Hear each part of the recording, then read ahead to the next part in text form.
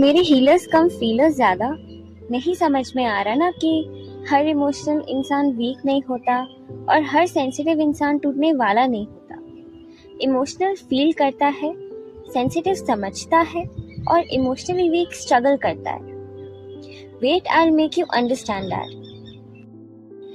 एक emotional person वो होता है जो इमोशंस को डीपली फील करता है और ओपनली एक्सप्रेस करता है। इनकी फीलिंग्स विजिबल होती हैं। अब इनकी ट्रेट्स क्या होते हैं?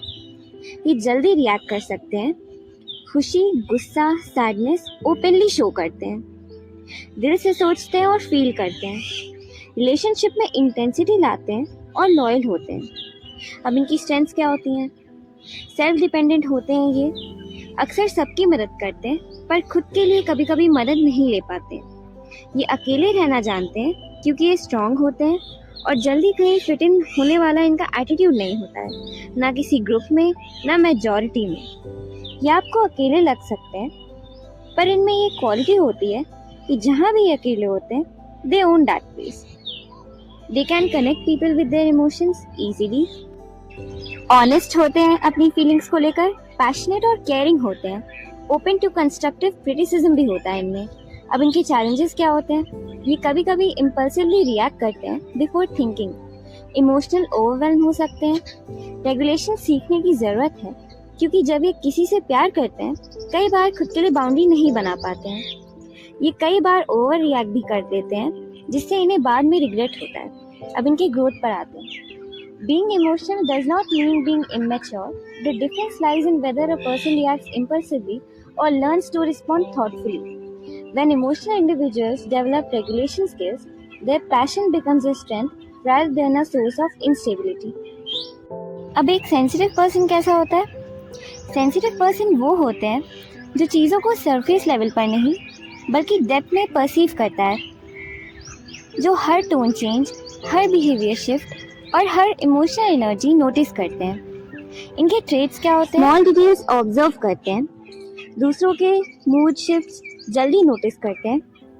ये डीप थिंकर्स होते हैं, रिएक्ट करने से पहले इंटरनली प्रोसेस कर लेते हैं।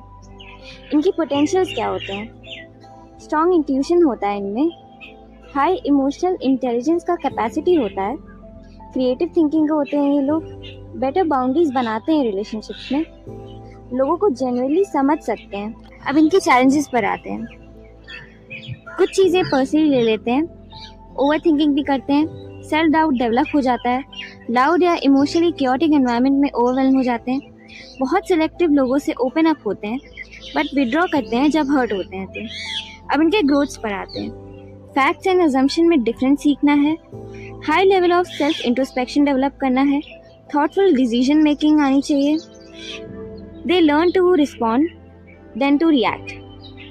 Sensitive people often understand others without being told much. Their awareness helps them to make balanced and careful judgments about others and are also good advisors. Emotionally struggling person कैसे होते हैं? Emotional struggle का मतलब weak नहीं होता और ये एक permanent personality का हिस्सा भी नहीं होता है, but usually coping difficulty होती है। इनके traits क्या होते हैं? इमोशनल स्ट्रेस हैंडल करने में स्ट्रगल, क्रिटिसिज्म से इजीली डिस्करेज हो जाना, लो सेल्फ स्टीम या सेल्फ कॉन्फिडेंस होना, कॉन्स्टेंटली रीअश्योरेंस की नीड मतलब दूसरों के अप्रूवल की नीड। इनके एरियाज ऑफ ग्रोथ पर आते हैं। अवॉइडेंस या फियर ऑफ रिजेक्शन मतलब left out, habits of people pleasing, constantly tries to fit in groups, difficulty regulating intense emotions, codependency on others for emotional stability, especially in relationships. अब इनके areas of growth पर आते हैं। Learn to leave your comfort zone, try to build emotional independence, give yourself time, work on your flaws, and जो चीज़ें पसंद है उन पे ध्यान देना है। सबसे पहले खुद से प्यार करना सीखना है, खुद के लिए बेहतर बनना है, ना कि किसी और के लिए। Respect yourself, gain knowledge and develop skills. इससे कॉन्फिडेंस अपने आप आएगा। Learn to say no and build boundaries whether in friendships or relationships.